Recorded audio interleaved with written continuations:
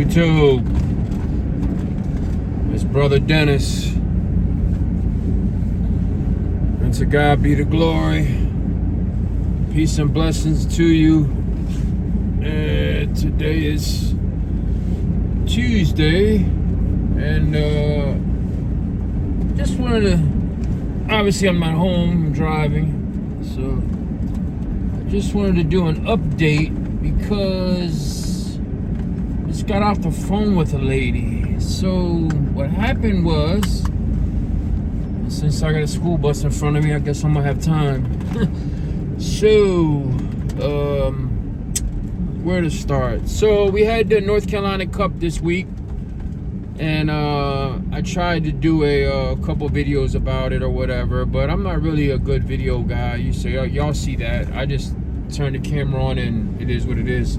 So but I do have Narcisco Barrera from Barrera's Loft said that he will help me you know, with some of the technical part of making videos, because that's the part I don't know how to import the files, store them, edit them, do all that type of stuff, from get them from my iPhone into the computer, turn a bunch of shorter videos into one video, edit, like cut stuff, you know. So he's gonna help me with that. So shout out to Narcisco. Also shout out to Narcisco from Barrera's Loft, because he did pretty well in the money band race this week. He I think he had like several birds in the top 20. He had won like 8. I think it was his best place. Robbie Worley won the race, and he had maybe 20 out of the top 35 spots or whatever. So he's Dewdrop in Loft. If y'all don't know who that is, I know you probably heard of the name. He's won the Cuevas Classic, the black and gold race, and I actually think he won both those races in the same year, on the same day, actually. You know, if I'm not mistaken. He was in one of my last videos. I was talking to him for a brief second. But we did not do well at all. New Beginning Loft, I don't know if it was my loft location or what, but we're the furthest east. A lot of the birds on the longer end, I guess they seem to, I don't know, the returns didn't seem right. Like, I seen Larry get one bird back, his best bird, at 300 bird. Shout out to him. I think he finished 11th. But most of the guys, I think Cal was in there, he's on the longer end. But I don't know, but they're all west. Like, they're all west. And that guy Robbie, I know he shipped like 30 something birds. The guy Hess, Bill Hess, he had 30 something birds. I believe Narcisco had birds, Cal had birds. So it's like 250 birds got shipped. Probably 200 of them were all west. And then you had maybe a couple central, and then you had my 7 coming over like 30 miles over to the east where I'm at by myself. So I'm thinking that's the reason why the birds got pulled the wrong way. And then something catastrophic happened along the way, because I just got a call from a lady, because I shipped 7 birds. And I shipped 3 really inexperienced birds. Then I shipped Blackie, Broken Leg, 274, the one that likes to scratch my eyes out. And then another bird that was had a lot of races, that I raced a lot. And those 3 never made it home. Those 4 never made it home.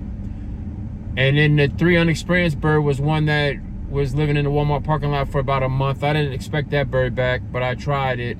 And my white bird that I didn't race all year, he made it home. And I have a little bird I got off Joe's bloodline, made it home. But my 4 birds never made it home. My 4 main birds never made it home. And I was curious, I was confused, you know, and I didn't know what to think of it. So me and Joe were talking, and we were seeing some of the results, and like only like 100 and think 120 birds had clocked in on the first day out of 250, and it was a longer race for us, 360, but most of the guys were around 300, 278, and the wind seemed to be okay. And then this lady calls me and says that she's in South Carolina right on 95, and my bird was I hate guys that do that. They know they're gonna go slow, but they just want to get in front of you and then slow you down. It's like, let me go. But we're all behind. I'm behind another school bus. That's crazy. But anyway, pardon me, man. I got road rage issues. So the lady calls me and says that she's in like Hardyville, South Carolina. She has broken leg. Broken leg's got puncture wound. The bird seems to be alert. The bird seems to be okay, and I'm going to send her a shipping box to have the bird shipped home to me. I think that bird deserves that. Most people just abandon their birds or whatever. It's a young bird. Oh, it's probably never going to race again. I don't know how bad it is or whatever. But, you know, we raise these birds and we race them, and they can bring us so much joy and, you know, even financial gain. But then you treat them like the disposable. I don't know. The way some people's attitudes towards their birds is weird, man. It's like, you know, I don't know. You know, I'm new to pigeon racing. I hope I never, you know, get to the point to where I just throw birds away and think, well, I just get more, make more. Birds are nothing or whatever. You know, pigeons are nothing. But if you had a good pigeon, if your pigeon won the Hoosier, and you're selling eggs for $15,000, then what? You know? So I guess it's all perspective. I don't want the karma. Like, I believe in God, first of all. So karma, you know, is some people's religion, not mine. But I do believe, like, the energy you give out is what you get back. And I'm not going to not treat broken leg respectfully, you know, because that bird had a broken leg. You've seen it, and she was racing hard. She was doing well, and I chose to sit her out. And I don't know what happened. A hawk hit her, or somebody shot her, or what. But I don't know, guys. I don't know. I'm going to train better next year. I'm going to cut the flights and pull the flights and do that, because that really hurt me this year. It really did. I don't suggest anybody that's new. I know I said this before. I'm going to say it again. I don't suggest anybody that's new to pigeon flying, that has no experience with clipping and pulling flights. I do not suggest that you try it unless you have a mentor or somebody that can show you how to do it. I'm not going to show anybody how to do it. I might, if Joe comes to show me, I might videotape him showing me, but I don't want people to say, you know, oh, I watched your video and I ruined all my birds. Like, because I raised 2 young bird seasons. I haven't even attempted it. Guys that have been doing it for 20, 30 years say it's really easy. Because they've been doing it for 20 or 30 years. I haven't done it. So I don't know. So I do feel I have some good stock birds. So and I feel like I'm getting a grip on how to keep birds healthy. I do need to tighten my lofts up. I know that, and get them better, built better, to where they're not as damp when it rains hard. My lofts aren't sieves, but I do have my open areas to where when it rains, sometimes they get moisture inside, and I'm gonna have to have that fixed, shored up a little bit. But other than that, I feel I can keep my birds healthy. I figure I got good birds. That's the main part. You gotta have good birds. They gotta be healthy. That's your main two. That's your main. That's without being said. Then I need to be more consistent in my training and do the things that these other guys are doing to have the edge, like snipping the wings, clipping the wings, mastering the feeding. All that plays a part. And being a good team manager. A lot of these guys, what they did was they stopped racing their birds and held them back the last 3 or 4 combine races and just waited for this talk, waited for this money race, because they wanted it to be successful.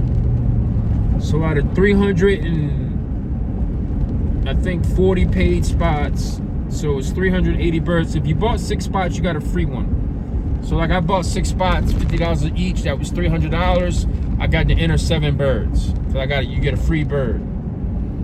And some of the guys were handlers, so they were getting birds from Michigan, Pittsburgh, from out of states. And but out of the 380 something birds I had a spot, only 248 birds shipped. Man, I got a terrible headache, guys. I'm sorry, but I really do. I got a really bad headache. So I'll just get ready to cut this video off. But yeah, broken leg didn't. So I ended up getting 2 of my least experienced birds home the very next day. And I'm quite sure that the very next morning, I'm quite sure that they went the wrong way. And they made it home still. They still made it home for a 360-mile race, guys. So that's to me, if a bird makes it home, a young bird makes it home from a 360-mile race, then I'm gonna put it in my old bird loft for next year and let it mature a little bit, and I'm gonna try it again. I mean, why not? So these 2 birds I didn't really race all year because their flights were dropping. And the one white bird, he always would stay out overnight anyway, or he would train well from 50 miles, and then when I throw him in the toss or whatever for longer or race him, I don't think I ever raced him. I don't think I raced him at all though, because he wasn't training that well.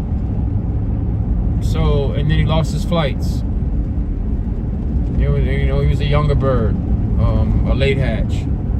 But he made it home for 360 miles. Man, I got a headache. And I'm just babbling now at this point.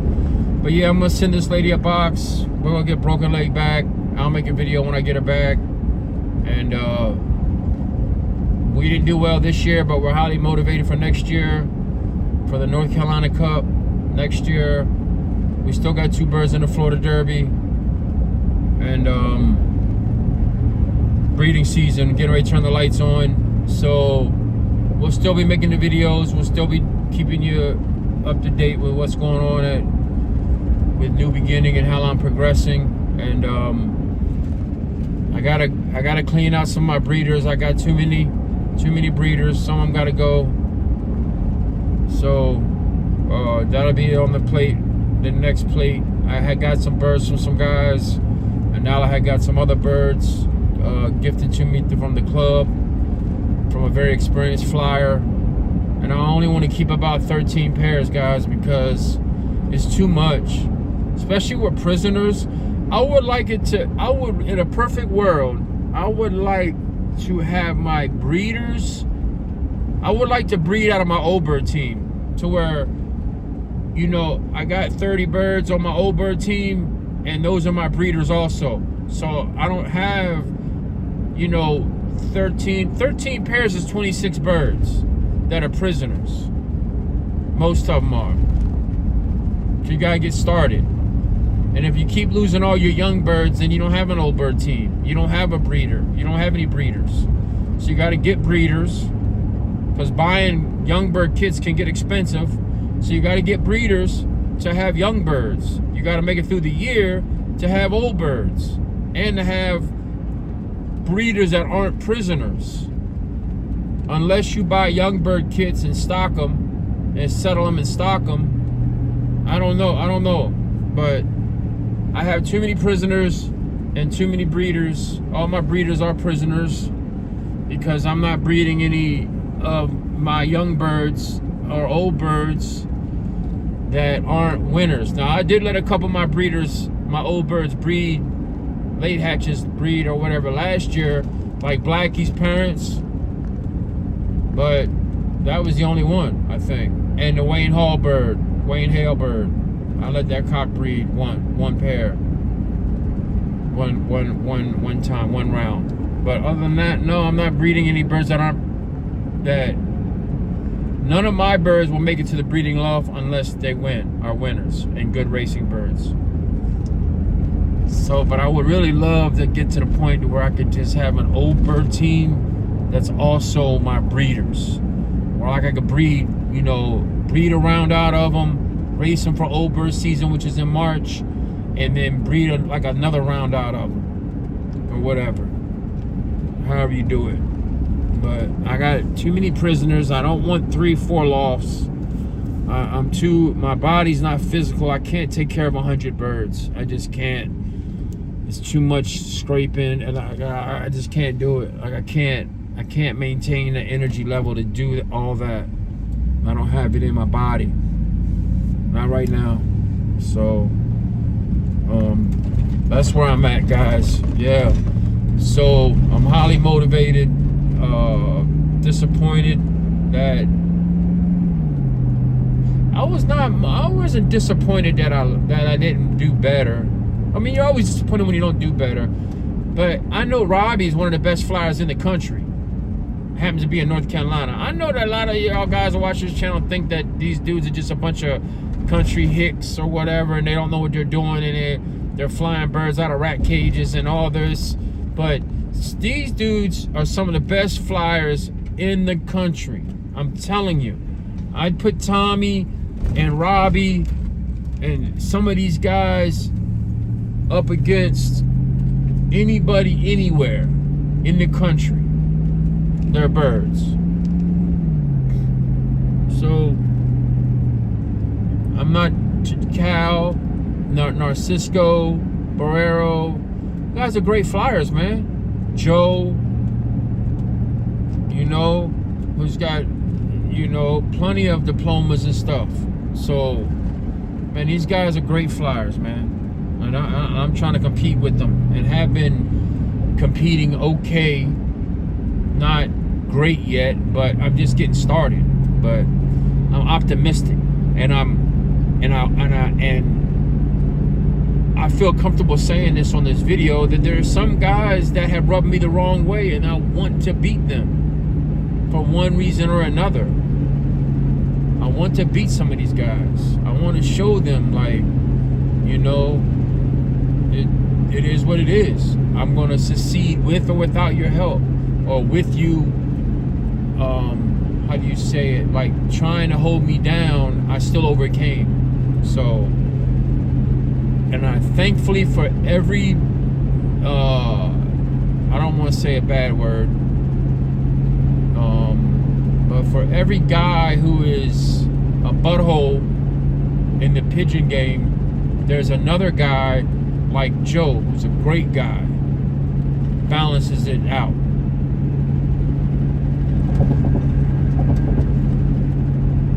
To God be the glory. I'm praying for you, so pray for me.